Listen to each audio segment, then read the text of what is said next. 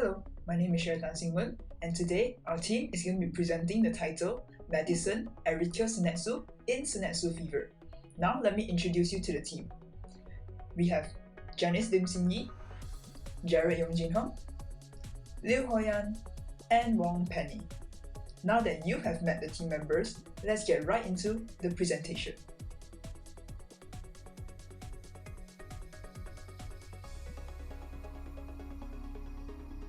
Ehrlichia Sennetsu, formerly known as Ehrlichia Sennetsu, a parasitic organism, is the cause of this extremely uncommon infectious illness known as Sennetsu fever.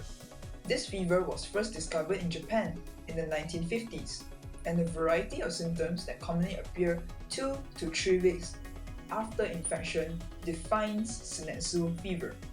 The most typical symptoms are lingering fever, headaches, myalgia, which is muscle pain, exhaustion, hepatomegaly, which is an enlarged liver, and lymphadenopathy, which is an enlarged lymph nodes, and appetite loss. Complications including jaundice, respiratory distress, and kidney failure may happen in extreme situations to individuals who contracted Ehrlichia Sennetsu.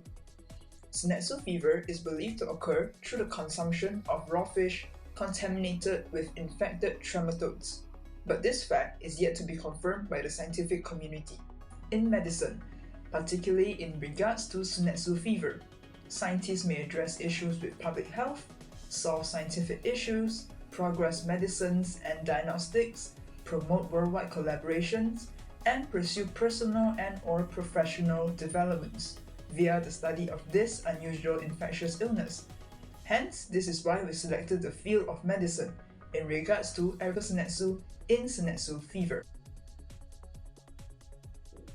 Next, I will talk about the microorganism Ehrlichia Sennetsu in detail.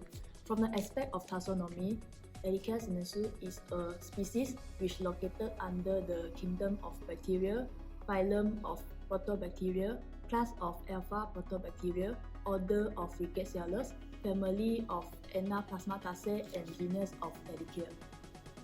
To discuss the structure, Ehrlichia Sennetsu is a small, gram-negative, and genetically divergent obligatory intracellular bacteria. They have also pleomorphic cocci shape.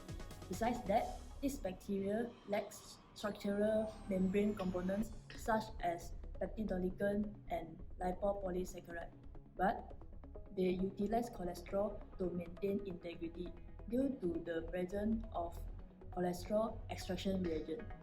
Now we move on to the growth condition of this bacteria. In laboratory settings, it is cultivated in mammalian cell lines.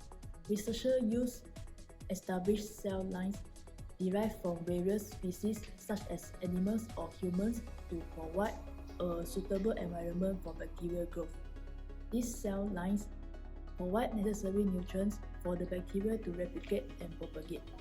Moreover, these bacteria require host cells to grow, and the survival depends on the availability of intracellular ion supply from the host cells. From the characteristic, this bacteria transmitted through the consumption of raw or uncooked fish into human bodies. The bacteria then invade human monocytes and macrophages through blood and lymphatic vessels. They grow within the membrane bulk cavities in monocytes and macrophages in blood and certain body tissues such as bone marrow, lymph nodes, and the fluid surround the brain and spinal cord. Lastly, Ehrlichia Sennetsu considered a human pathogen which causes a disease known as Sennetsu fever. Common symptoms that shown are fatigue, hepatomegaly, which is enlarged liver, and muscle pain, which also called myalgia. We diagnose through laboratory tests such as indirect immunofluorescence assay, IFA, and blood tests. Hi, I'm Hoyan. Now I'm going to explain in detail of how Ehrlichia Sennetsu apply in medicine. Ehrlichia Sennetsu, already known as Ehrlichia Sennetsu. It was isolated in 1953 from the blood, bone marrow, and lymph node of a 25-year-old man who had fever, severe headache, myalgia, anorexia, lymphadenopathy, and an increased quantity of atypical lymphocytes in his peripheral blood. Organisms isolated in mice were inoculated into human volunteers who developed a syndrome resembling infectious monoleucosis. As a result, neurotic cells were recovered from their blood sample. This figure shows the developmental cycle of Ehrlichia Sennetsu in the eukaryotic host cells. Infectious dense core DC Ehrlichia attach and enter the host cells through receptor-mediated endocytosis, and within 1 hour after entry, transform into the intermediate IM1, then into the reticulate cell RC. During the next 48 hours, RC replicates, doubling every 8 hours, and then transform into IM2, and then matures to DC within 72 hours after initial cell contact. In 1900s, several forms of veterinary Ehrlichia have been identified, each caused by a different strain of Ehrlichia. In most cases, the bacteria are transmitted by ticks. However, there are rare cases which ehrlichiosis may affect a human. For example, Sennetsu fever. Sennetsu fever is the disease that's caused by Ehrlichia Sennetsu. It was first reported in Japan. The reported cases of this disease appear to be limited to Western Japan and Malaysia. It is a rare infection disease belonging to human ehrlichiosis, and it is relatively mild infection that resemble infections monoleucosis. The incubation period is between 14 to 18 days. And for the symptoms of the disease included sudden fever, severe headache, muscle ache, or loss of appetite.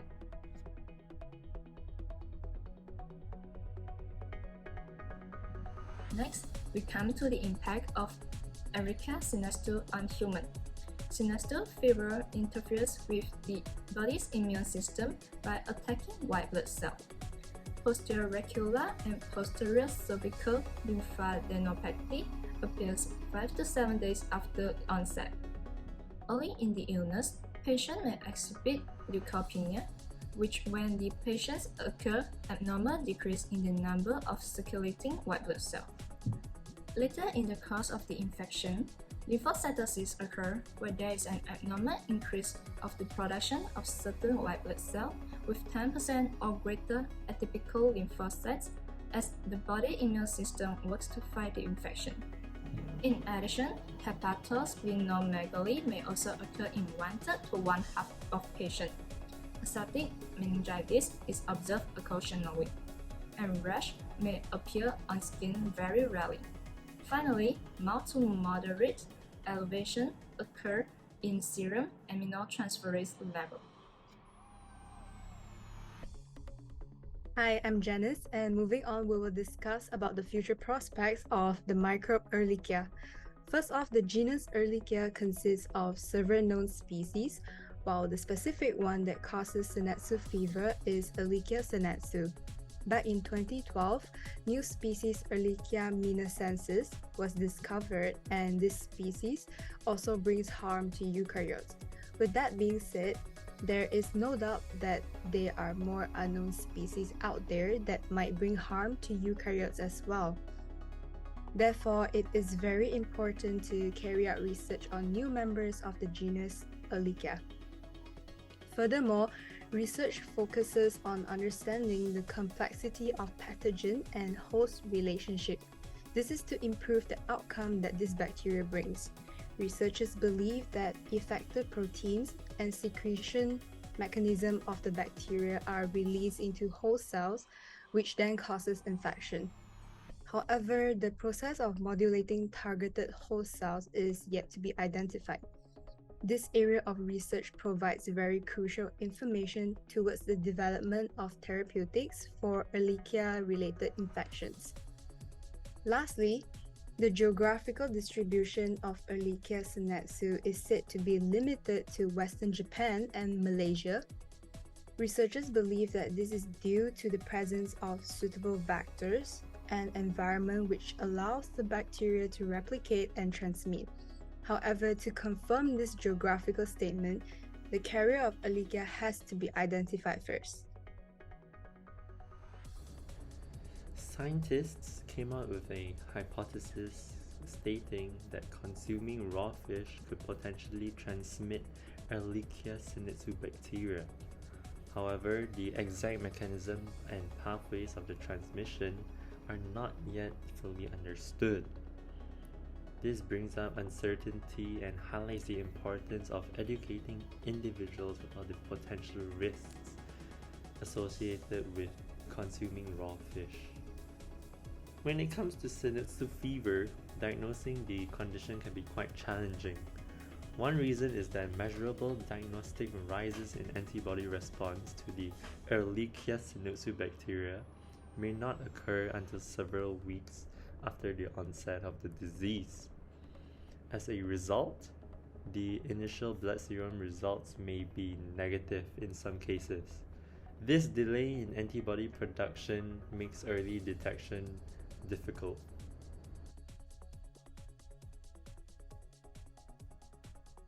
Our exploration of Ehrlichia Sennetsu in Sennetsu fever has shed light on the world of infectious diseases and the critical role that microorganisms play in human health. This presentation has provided valuable insights into the taxonomy, structure, characteristics, and growth conditions of Ehrlichia Sennetsu, emphasizing its association with Sennetsu fever. Looking towards the future, we anticipate exciting prospects for Ehrlichia Sennetsu research in the next 10 to 15 years. Ongoing studies on the pathogen-host relationship and the identification of effector proteins hold promise for deeper insights into the mechanism of infection and disease progression. Furthermore, the exploration of potential preventative measures, including vaccines, may offer preventative strategies against Sennetsu fever. However, we must acknowledge the challenges that lies ahead. The unknown carrier of Ehrlichia Sennetsu poses a hurdle in implementing effective preventative measures. Additionally, the delayed antibody response and difficulty in differentiating Sennetsu fever from other febrile illnesses emphasizes the need for improved diagnostic tools and techniques. In conclusion, our research on Ehrlichia Sennetsu in Sennetsu fever highlights the importance of studying rare and lesser-known infectious diseases. By addressing the challenges posed by these organisms, we can advance our understanding of infectious diseases, develop better diagnostic methods, and potentially contribute to the development of preventative measures and treatments.